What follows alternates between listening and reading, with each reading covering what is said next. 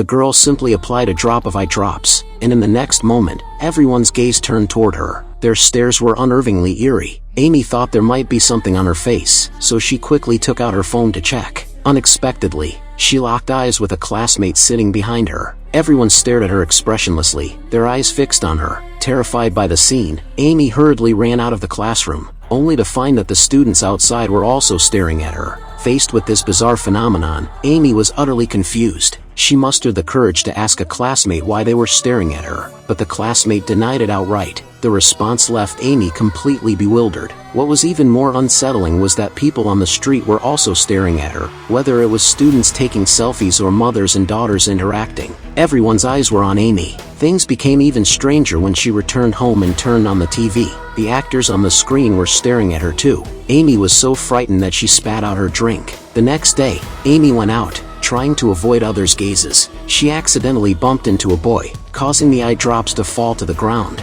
The boy picked up the bottle and returned it to her, looking as though he wanted to say something but hesitated. At that moment, Amy realized that this person hadn't been staring at her. She turned back to find the boy and ask him about it. It turned out that Mike also had the same eye drops. He explained that the effect of these drops was to make others constantly look at the user. Both of them had bought the drops online and discovered that only fellow users of the drops were immune to the effect. Amy asked how to resolve the situation, as she was tired of being stared at. Mike said the effect of the drops lasted only 3 hours, after which it would wear off. He added that only the user could perceive others staring at them. In reality, people weren't actually looking their way. Mike, who had always felt invisible, found himself becoming the center of attention after using the drops. However, Amy didn't think it was of much use. Suddenly, 3 hours passed, and people on the street stopped staring at her. That evening, when Amy returned home, she greeted her mother, who was engrossed in her book and ignored Amy's presence entirely.